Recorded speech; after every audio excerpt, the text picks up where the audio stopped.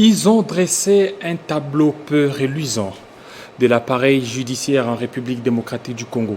Ils ont été aussi un peu sceptiques par rapport à l'organisation de prochaines échéances électorales. Ce sont les évêques lors de la 58e réunion de l'Assemblée plénière de la CENCO. Nous allons en parler dans ce plateau spécial que nous avons l'honneur de co-présenter avec mon confrère Crispin Chibinkoufa. Bienvenue. Merci. Voilà.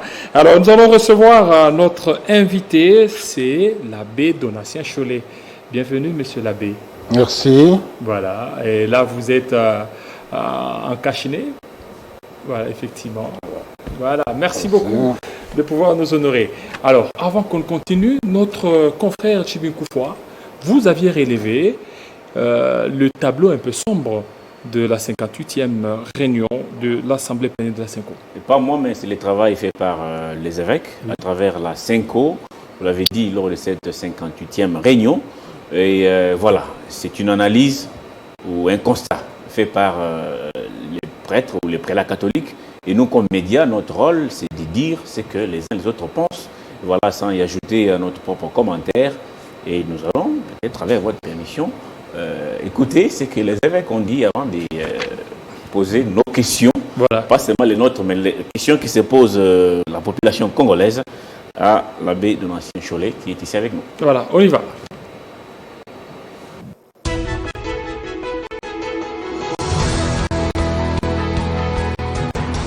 L'Église catholique demande au gouvernement de rééquilibrer les dépenses des institutions proportionnellement aux besoins de la population et au chef de l'État de doter l'armée nationale des moyens conséquents pour établir l'intégrité territoriale. Ces recommandations sont contenues dans les messages de la 58e Assemblée plénière de la Conférence épiscopale nationale du Congo, livré ce lundi 21 juin. Dans leur message intitulé « Soyons unis », les évêques catholiques lancent un appel à la cohésion nationale, à l'unité et à la solidarité. Le prélat se sont exprimés sur plusieurs points relatifs à la situation sociale, politique, économique, sécuritaire et humanitaire de la RDC. Mettre davantage l'armée dans des conditions qui lui permettent de répondre efficacement à sa mission, insiste-t-il. Le prélat catholique salue la solidarité exprimée et la proximité du chef de l'État avec la population sinistrée de l'Est. Ces gestes renforcent l'unité du Congo, a fait remarquer l'abbé Donatien Cholet. Au sujet de l'exclusion des adversaires politiques, ces derniers déplorent cependant la détérioration du climat politique au pays. Nous constatons que cette unité est de plus en plus menacée par des antivaleurs telles que l'exclusion d'adversaires politiques. Nous avons apprécié à leur juste valeur les premiers gestes du président de la République, notamment la décrispation du climat politique et la liberté d'expression, la mise en œuvre de la gratuité de l'enseignement des bases, l'option de la politisation de la CENI avec la prédominance de la nouvelle majorité au pouvoir adoptée au Parlement ne rassure pas tous les acteurs politiques et sociaux et ne garantit pas un processus électoral crédible, ce qui porte les germes de contestation et de crise de légitimité. Il soutient par ailleurs que sur le plan socio-économique, la population groupie dans la misère. La majorité de la population continue à faire face à l'extrême pauvreté. Curieusement, à côté d'elle, il y a encore et toujours une poignée de compatriotes qui s'enrichissent de façon scandaleuse et sans cause. Concernant la composition de la CENI, la CENCO affirme avoir bien évolué sur la désignation des délégués des confessions religieuses dans cette institution. Elle dit attendre les canevas de l'Assemblée nationale pour présenter les candidats des confessions religieuses à l'entérinement. Elle s'attend aussi à la correction de la loi organique de la CENI au niveau de la loi électorale.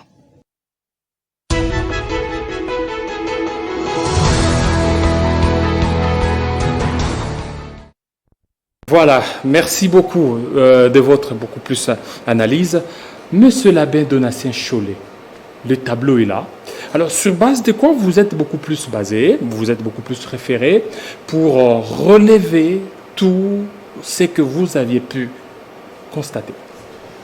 D'abord, ce sont les évêques en assemblée plénière qui parlent, c'est-à-dire tous les évêques sortis des différents coins du Congo. Et d'accoutumer, quand ils se retrouvent en assemblée plénière qui se tient une fois l'an, La première journée est consacrée à l'analyse de la situation socio-pastorale. Ils font le tour du pays, ils font le tour dans une analyse de la situation socio-politique, socio-pastorale, sur le plan politique, économique, sécuritaire, humanitaire, et puis ils apprécient à la fin s'il y a opportunité ou nécessité ou pas de sortir un message. Donc, ils sont partis du constat des analyses et vous savez qu'ils vivent. Ils ont des relations dans tous les secteurs, même parmi les politiciens, dans le monde judiciaire. Ils ont leurs fidèles qui travaillent là. Et ce sont des pasteurs auprès de qui on vient aussi se confesser. Donc, ce sont des gens bien informés. Quand ils prennent parole, c'est en conséquence de cause. On vous sent un peu sceptique par rapport à la Commission électorale nationale indépendante. Il y a la loi de Tundula qui a été votée. Et vous, c'est comme si vous n'êtes pas partie prenante par rapport à cette loi. Bon, le contexte d'abord, c'est l'appel à la cohésion nationale. Oui. Les évêques sont en train d'épingler les défis qu'on peut relever sur plusieurs plans. Ici, il s'agit de défis sociopolitiques. Et là, ils relèvent, entre autres, l'option de la politisation de la CENI, levée à l'Assemblée nationale, qui maintient la majoritaire dans la composition de la CENI. Les évêques disent avec raison que ça ne garantit pas un processus électoral crédible. Et parmi les choses auxquelles le chef de l'État a prêté une attention particulière quand il a reçu les consultations, vous vous souviendrez à la conclusion, c'était entre autres la composition de la CENI. Il souhaitait avoir une CENI dépolitisée. Mais là, nous voyons qu'il y a continuité. C'est vrai, il y a un effort qu'il faut reconnaître. Il y a par exemple pour la société civile, ils ont augmenté le nombre de 3 à 5. Bravo. Mais quand on voit la composition générale de la plénière de la CENI, vous trouvez 10 politiciens, 5 la société civile. De ces 10 politiciens, 6 la majorité, 4 l'opposition. Donc la CENI reste politisée. Dans certains pays où l'environnement le permet, les élections sont même organisées par le ministère de l'Intérieur. Donc c'est question de l'environnement. On est dans un environnement pollué par le clientélisme, par le tribalisme, par le régionalisme. Et dans ce contexte-là, il faudra une CENI qui donne des garanties à tous les acteurs sociaux, à tous les acteurs politiques. Et vous ne ferez pas partie de cette équipe-là, de la CENI? Bon, là-dedans, les confessions religieuses doivent présenter 2 membres. Ça, c'est un acquis. Nous ne refusons pas. Et vous allez envoyer vos membres là? Bon, on est en train de se préparer. Là, on est dans les réunions. Si je suis venu un peu en retard, c'est parce que j'étais en réunion avec le secrétariat technique de la plateforme de confession religieuse. On est en train de prendre toutes les dispositions en amont pour éviter le ridicule que nous avons vécu la fois passée. Abbé de l'ancien Cholet, avant de poser des questions en rapport avec votre message d'hier, laissez-moi un peu poser des questions d'ordre général, les questions que se pose l'homme de la rue. L'Église catholique, depuis les temps immémoriaux, a toujours tendance à jouer les rôles d'antagonistes au pouvoir en place. On a connu le pouvoir de Marcel Mobutu, le pouvoir de Laurent Désiré Kabila, de Joseph Kabila, aujourd'hui Félix Tshisekedi. Et souvent, la Senko a tendance à venir mettre l'huile sur le feu. Quel est le rôle réel de la Senko en RDC? Je vous renvoie pour répondre à ces préoccupations dans la Bible. Si vous lisez déjà l'Ancien Testament, vous verrez que la relation entre les prophètes et les rois était toujours tendue. Ceux qui dirigent acceptent difficilement les critiques. Le rôle de la Senko, c'est vraiment un ministère pastoral. Les évêques commencent toujours leur message par cette introduction qui sont dans leur mission prophétique. Ils encouragent ce qu'il faut encourager. Vous trouverez dans ces messages plusieurs encouragements, plusieurs félicitations. Mais le prophète, c'est aussi celui qui dénonce ce qui ne va pas. Et ça, là-dessus, quand il dénonce, ceux qui sont au pouvoir ont l'impression qu'on le fait pour les attaquer parce qu'on est avec l'opposition. Et quand ils passent à l'opposition, ils comprennent, comme le FCC maintenant, ils comprennent que la SENCO garde son cap. La SENCO tient aux valeurs. Ce n'est pas puisque la tête de président honoraire ne plaisait pas ou la tête de tel plus. Non. On est là dans la défense des valeurs, on est là dans la défense des principes, quel que soit qui est au pouvoir. Êtes-vous au milieu du village? Très au milieu du village, mais je le répète, être au milieu du village ne veut pas dire être à distance égale entre les opprimés et les oppresseurs de façon générale, mais c'est être du côté de faibles. Que pensez-vous à ceux qui disent que vous avez été politisé? Politisé parce qu'il y a des soutiens des part d'autres, déjà à l'interne, certains politiques vous financent, à l'externe, vous avez des avantages et vous jouez des rôles de qui vous finance ou de qui soutient ce que vous faites. Si la SENCO était financée par les politiciens, je crois que ceux qui sont au pouvoir, qui ont la gestion de monnaie, de l'argent, ils seraient les plus intéressés à nous financer. Généralement, ceux qui sont à l'opposition n'ont pas d'argent. Et si la SENCO était bien financée, on n'aurait pas de difficultés matérielles qu'on a aujourd'hui. Donc, ça n'a rien. Vous avez des difficultés matérielles? Oui, mais on vit dans la RDC, qui vit une crise économique, qui ne dit pas son nom, et l'Église est là-dedans. Allez voir la situation de nos paroisses, de nos églises. Ça reflète le niveau du pays. Vous êtes l'Église quand même la plus riche, avec autant de paroisses, autant de fidèles, autant d'écoles. Et vous n'allez pas vous plaindre, on a même parlé des écoles fictives, la rétine à la source des enseignants et tout. Tout ça, c'est l'argent, M. l'abbé. Non, l'argent, mais ça ne suffit pas pour le bien-être de la population qui est confiée à notre sollicitude pastorale. Ça ne suffit pas pour un bon entretien de nos infrastructures. Vous passez, vous voyez, il y a une différence avec le passé, par rapport au passé. Mais pour aussi renchérir à la question, c'est que vous êtes à tout moment en contact avec les politiciens. La plupart de vos positions, ce sont des positions pour Y candidats. C'est comme par exemple dans votre dernière réunion, dernière réunion de l'Assemblée plénière, vous aviez parlé de la congolité. C'est que vous aviez certainement misé, vous avez défendu un camp, vous avez défendu un candidat, Moïse Katumbi Tchapoué. On a parlé de la nécessité. Ouais. D'abord, je corrige une chose. C'est pas que l'Église ou la SENCO cherche est seulement à côté des politiciens.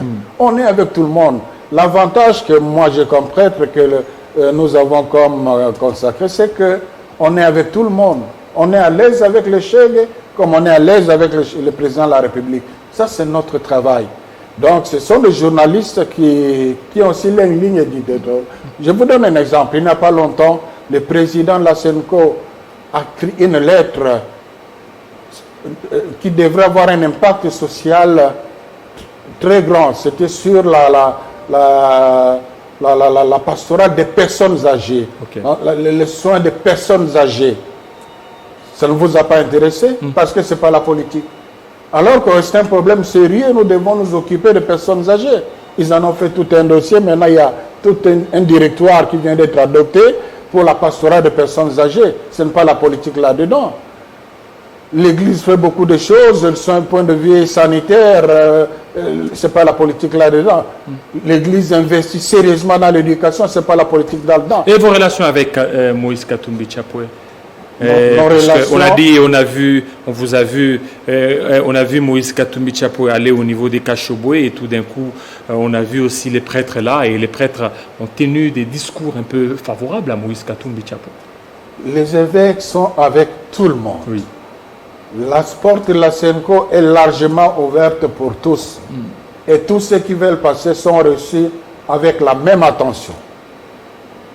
Ceux qui sont fidèles catholiques, qui viennent comme fidèles catholiques, ils sont aussi reçus à ce titre-là. Donc, Moïse Katumbi est l'un des politiciens comme tout autre, l'un des fidèles catholiques comme tous les autres. Il n'y a pas de mal à être avec lui, comme on peut être avec Fayoulou, comme on peut être avec Chadari, etc. Et quand est-ce que la SENCO va faire des messages, par exemple, les messages de félicitations, d'encouragement, sans des flèches dedans? On a vu ici, on a décrété l'état des sièges dans la partie Est. La SENCO est restée muette. Voilà. Lorsqu'on a traqué quelques détourneurs ici au pays, notamment quelques-uns sont au Sénat, la Senco est restée muette. Elle a attendu qu'il y ait un petit couac au niveau de la CENI pour ramasser tout et faire un communiqué final. Pourquoi est-ce que vous ne pouvez pas faire un message pour encourager une action qu'il faut encourager immédiatement, au lieu d'attendre que dans l'embrouillot, peut-être vous profitez de votre réunion et puis pour mettre tout dans le même sac et vous dire qu'on a félicité, mais d'un coup, il y a beaucoup de flèches dedans. Comme je vous ai dit, ce sont les évêques qui parlent en assemblée. L'assemblée plénière se tient une fois l'an. Donc ce n'est pas que chaque fois qu'il y a un événement, que les évêques doivent quitter leur diocèse pour parler. Ils sont là, ils arrivent, si c'est pour la plénière, ils font l'état de lieu, la situation de toute l'année. Il y a des bons, il y a des mauvais. C'est pour cela que dans le même message, vous trouvez aussi des félicitations dans ces messages et pour l'état de siège. Je me souviens avoir fait un commentaire qui n'était pas un message de la Senco, que le président de la République nous a surpris agréablement. C'était le jour où je suis allé laisser au président de l'Assemblée nationale les mémos de la Senco sur sa mission à l'Est afin de contribuer à la mission des parlementaires. Voilà encore un acte qui est quelque chose de positif. Déjà à cette occasion. Dans ces messages ici, les évêques ont évoqué aussi l'état de siège, comme ont félicité le président de la République pour les dispositions militaires prises et pour l'état de siège, dont on espère les résultats positifs. Donc, si vous lisez objectivement, le problème c'est que les journalistes cherchent ce qui fait sensation. Les évêques sont là, ils disent tout, mais vous lisez sans voir. Voilà, je reviens, s'il vous plaît, je reviens à votre communiqué. Vous dites qu'il faut appuyer financièrement l'armée. Quelles sont les infos que vous avez eues? Est-ce que l'armée n'est pas suffisamment appuyée ou c'est un communiqué qui crée encore une fois de l'embrouillon autour de cet état de siège? Il faut bien lire. Ce sont des évêques qui parlent. Et dans l'ensemble, ce sont des littéraires. D'appuyer davantage. Donc il y a un appui. Voilà, davantage. Là, vous avez omis un mot qui enlève la substance même de la recommandation. Les évêques, quand ils félicitent le chef de l'État pour les dispositions militaires, ça signifie quoi? Ça signifie qu'il y a quelque chose, mais les évêques demandent qu'il en fasse davantage. Ce n'est pas qu'ils ont ignoré ce qui a été fait. Voilà, parlons maintenant de la justice. Vous avez aussi peint un tableau sombre. Vous qualifiez cette justice d'instrumentalisée. Alors, sur base de quoi vous êtes arrivé à cette conclusion? Bon, je suis d'abord triste du fait que les évêques reviennent plusieurs fois sur la même chose. Si vous lisez les messages des évêques sur la situation des droits de justice et droits humains, plusieurs fois, ils sont revenus sur l'état de notre justice. Et je suis content d'avoir entendu une fois le chef de l'État dénoncer aussi lui-même la matière. Oui, en justice, ça ne va pas. Donc, alors, tant que la situation n'aura pas changé, les évêques ne vont pas se taire. Souvenez-vous d'un message qu'ils ont publié il y a quelques années pour la RDC, pour le Congo, je ne me tairai jamais. Donc la situation de la justice aujourd'hui est lamentable. Et vous avez trouvé minée des par éléments... la corruption, minée par le clientélisme, minée par le tribalisme. Au fait, vous avez aussi le devoir d'aller vérifier sur le terrain.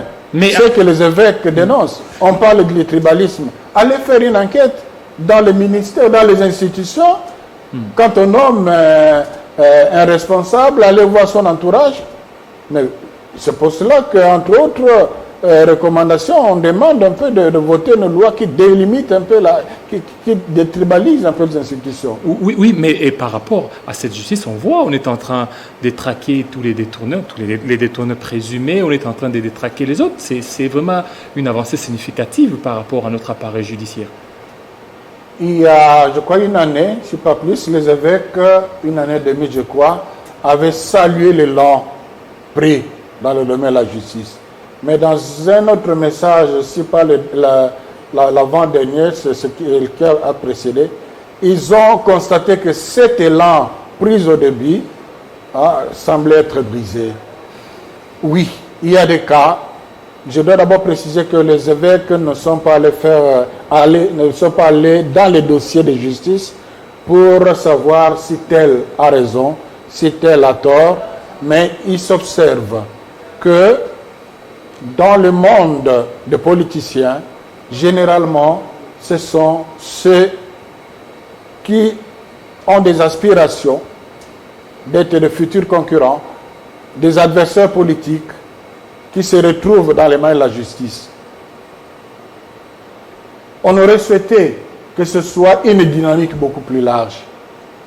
On ne dit pas que ceux-là ont raison, ceux-là ont tort, non. Mais on veut vraiment que ce soit un esprit de dynamique, que ce ne soit pas une justice qui fait la pêche à la ligne. Monsieur l'abbé de l'ancien Chod, lors de ces points de presse avec les hommes des médias, une question vous a été posée en rapport avec ce qui s'est passé dernièrement au Sénat. Les sénateurs ont refusé carrément délivrer quelques-uns parmi les sénateurs visés par la justice. Et vous avez dit que vous n'étiez pas près du dossier. Et quand on fouille un peu, on trouve que vous avez été faire un tour il y a quelques mois chez l'un des sénateurs pour voir ses réalisations. Est-ce qu'il n'y a pas un sentiment de redevabilité, une espèce de corruption morale quelque part qui vous empêche de dire réellement ce que vous pensez par rapport à ce qui se passe au pays? Vous parlez de Matata Ponyo. Matata Ponyo, effectivement. D'abord, nous sommes allés à Kindu, c'était pour le sacre d'un évêque. Et là, il a invité les évêques d'aller visiter ses œuvres. Comme j'ai dit, les évêques sont, et à la même occasion, ils ont rencontré aussi d'autres grands politiciens, et donc j'étais les noms pour ne pas créer les polémiques inutiles, comme vous savez, les nourrir. Par courtoisie, ils ont répondu. Et ils ont vu des choses que pouvaient féliciter. Ça, c'est une chose. Autre chose est de savoir l'origine de ce fonds, au moins en partie. Nous avons vu la liste de bienfaiteurs, au moins pour l'université, la liste de bienfaiteurs qui ont contribué à cette œuvre. Est-ce qu'il y a eu plus que cela qu'on aurait pris ailleurs? Nous ne pouvons pas l'affirmer. Donc, parce que vous pensez que... non. Les évêques, dans ces messages-là, je reviens à la question qui a été posée. Dans la même question, ils dénoncent une justice qui est exploitée pour écarter les adversaires politiques. On peut dire qu'on soutient Matata. Mais il y a aussi une autre disposition qui dit qu'on ne doit pas abuser des immunités parlementaires pour échapper à la justice. On peut dire aussi comme ça. Non, c'est-à-dire le problème est que les évêques, ils ne parlaient pas d'une personne. Ils ne parlaient pas de quelques cas. Comme je vous ai dit, c'est après une année. Et pendant cette année, il y a eu beaucoup de cas où même les parlementaires étaient impliqués en justice au niveau national, tout comme au niveau provincial. Donc ce sont des recommandations générales, le rappel de valeurs qui maintiennent une république. Voilà. Et qui maintiennent une république. Il y a l'inspection générale des finances. On n'a pas vu dans votre conclusion aussi jeter quand même des fleurs à cette institution, l'IGF. Comment vous appréciez ce travail? Bon, les évêques, je vous ai dit, ils n'ont pas parlé des individus. Oui. L'IGF, je crois que c'est... ce n'est pas un individu quand même. Non, ce n'est pas un individu, mais ça entre dans le contexte de la justice, n'est-ce pas? Oui. Oui, donc c'est un des... c'est aussi un des instruments. Un des instruments, voilà, oui, de la justice. Oui. Les évêques ont parlé de la justice en général. Oui, là mais aussi, il y a d'autres qui disent que l'IGF serait vraiment un instrument pour traquer d'autres adversaires politiques. Mais alors, je vous dis, les évêques se sont prononcés sur la justice, oui, dont fait partie l'IGF. L'IGF, la SENCO ne peut qu'encourager l'IGF à aller dans le sens d'une bonne inspection pour mettre hors d'état de nuire tout ce qui détourne le fonds public. Les évêques ont dénoncé le fait qu'il y a des compatriotes, une poignée de compatriotes, qui s'enrichissent de façon scandaleuse, sans cause. C'est une invitation, une certaine façon d'inviter l'IGF d'aller examiner un peu les sources de financement de toute cette richesse qu'on a du coup quand on est en politique. Mais est-ce que vous ne vous contredisez pas par rapport à ces communiqués? D'un côté, vous demandez à la justice de faire son travail via l'IGF. De l'autre, vous dites non, il ne faut pas traquer ceux qui sont adversaires politiques. Or, dans ces pays, nous savons que nous pouvons avoir 5 candidats présidents. Si lui est candidat président, il vole parce qu'il a adversaire politique, laissez-les tranquilles. Si je suis candidat, je peux voler et laissez-moi tranquille. Sinon, la Senco va faire des communiqués. Voilà. Les évêques n'ont pas dit qu'il faut laisser les adversaires politiques tranquilles, même s'ils volent. Non. Les évêques veulent une justice juste pour tous. Pas seulement pour les adversaires politiques. C'est ça le message. Voilà, justice pour tous, mais il y a aussi cette polémique sur les jeeps octroyés certainement aux députés nationaux. Vous êtes de la Senco, vous avez aussi demandé à ce qui est l'amélioration du social. Mais quand on parle de l'amélioration du social, mais il y a une classe qui est privilégiée, l'autre n'est pas privilégiée. Bon, par rapport à la polémique autour des jeeps, d'abord, je lis dans les réseaux sociaux, je crois même 3 versions. Tantôt un don, tantôt un crédit, tantôt des jeeps donnés pour la fonction. Mais dans le message des évêques, ce qui est clair, qu'on peut aussi appliquer à ce cas-là, c'est que tout en saluant les efforts fournis par le gouvernement, notamment avec la hausse de la réserve d'échange, tout en saluant les efforts faits dans différents ministères pour améliorer les conditions de vie des Congolais, les évêques ont déploré le fait que le budget, dans sa phase actuelle, donne beaucoup plus de moyens aux institutions, répond plus aux besoins des institutions que de la population. Donc je crois que là, vous avez une réponse des évêques qui peut s'appliquer aussi au cas du Parlement. Et dans les recommandations, justement, ils ont demandé qu'on réexamine, qu'on revoie, qu'on rééquilibre le budget en tenant compte surtout des besoins de la population. Les évêques, quand ils parlent, c'est d'abord par souci pour la population. Dans votre message, vous encouragez la gratuité de l'enseignement, prôné par... déjà, c'est dans la Constitution, et puis il faut qu'il dit appliquer ça immédiatement. Mais est-ce que ce n'est pas de l'hypocrisie de la part de la Senco, quand on sait que la Senco a un tout petit peu combattu cette gratuité au début, certaines écoles catholiques, jusqu'à l'instant même, les parents continuent à payer, même si ce n'est pas comme par les passés. Et il y a eu cette affaire des écoles fictives. On a parlé, la Senco a beaucoup d'écoles fictives, des diocèses fictifs.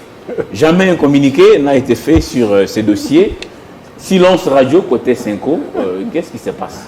Merci de me donner l'occasion de dénoncer vraiment la mauvaise foi, gratuite alors, de la part de certains de nos concitoyens. Parlons gratuité. Nous avons démontré par un communiqué que bien au contraire, la Senco a été complice de cette politique-là. La Senco a sérieusement appuyé. Quand ces bruits-là sont sortis, nous avons fait un état de lieu et nous avons communiqué dans 98,8% de nos écoles, la gratuité a été appliquée, c'est-à-dire les parents ne paient rien. Et on y est même parvenu en cautionnant les injustices. Il y a des écoles catholiques où nous avons obligé, ce qui n'est pas juste, les enseignants qui sont payés de cotiser pour ceux qui ne sont pas payés, pour que les parents ne payent pas. N'est-ce pas, c'est la Senco qui devait être... Qui d'autre a fait ça? N'est-ce pas, la Senco devait être plutôt applaudie dans ce sens-là, même si là, par rapport à la politique de la gratuité. Mais il y a eu quand même des problèmes au niveau de certaines écoles. Dans les grandes villes, évidemment, le Congo n'est pas les grandes villes. Les quelques écoles où il y a eu des problèmes aussi objectifs, qui demandent vraiment une analyse froide, objective de la situation, c'est ça qu'on a gonflé pour dire que la Senco, il s'agit des écoles comme Boboto, Bossandon, des écoles où les enseignants, d'abord, pour l'entretien de l'école, on a besoin de beaucoup d'argent, où les parents avaient déjà, les enseignants recevaient déjà $600, $700, à certains endroits comme à Lubumbashi, je crois même $900.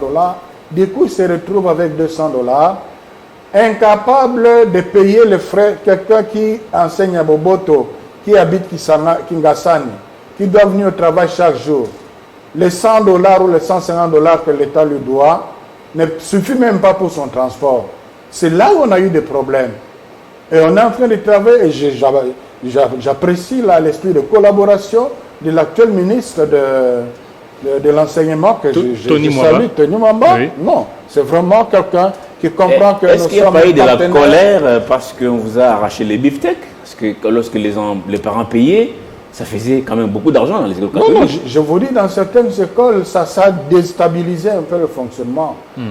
Mais je vous dis qu'on a même imposé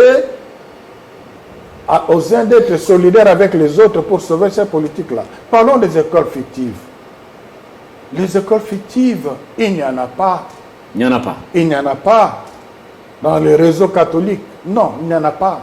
Les diocèses fictifs, c'est une idiotie d'abord. L'État ne donne même pas un franc pour les diocèses. Alors pourquoi est-ce que l'Église Donc c'est du catholique... mensonge si on parle des Vraiment, écoles fictives. Ouais. Non. Il y a eu des écoles désactivées là. C'était des écoles dont les arrêtés, donc on voulait désactiver. C'était des écoles qui portaient des faux arrêtés. Qui fabriquent des arrêtés? La Senco. Le problème c'est quoi? Une école comme Kinyati, où a étudié le professeur Mouyembe, entre autres, ont étudié vraiment de grandes sommités. C'est dans la liste des écoles qu'on devait désactiver. C'est-à-dire quand une école a un développement, qui avait une section, et maintenant il a une deuxième section, troisième section, il doit avoir un arrêté actualisé. C'est en ce moment-là qu'au niveau des ministères, les gens ont trafiqué les arrêtés, et nous on n'a pas de moyens pour vérifier le faux en enseignement. Voilà. Mais vous le saviez. Est-ce que vous étiez au courant? Comment le savoir? Comment le savoir si ce sont eux? Et ce qui est curieux, chaque année, on visite, on inspecte ces écoles-là. Ces écoles participent aux examens d'État. C'est brusquement comme ça. Notre position était qu'on analyse école par école, qu'on établisse les responsabilités de ces faux arrêtés-là. Et pour les écoles qui sont viables, et toutes nos écoles sont viables, je dirais, on les laisse fonctionner, on leur donne de bons arrêtés, c'est tout. Merci beaucoup. Merci beaucoup, Monsieur l'abbé Donatien Cholet, d'avoir répondu à notre invitation. Et aussi, merci à notre confrère de tout le merci jour, beaucoup. Chibinkoufoua Crispin. Ça n'est fini, fidèles téléspectateurs. Restez branchés sur nos antennes de Télé 50. À très bientôt. Merci beaucoup.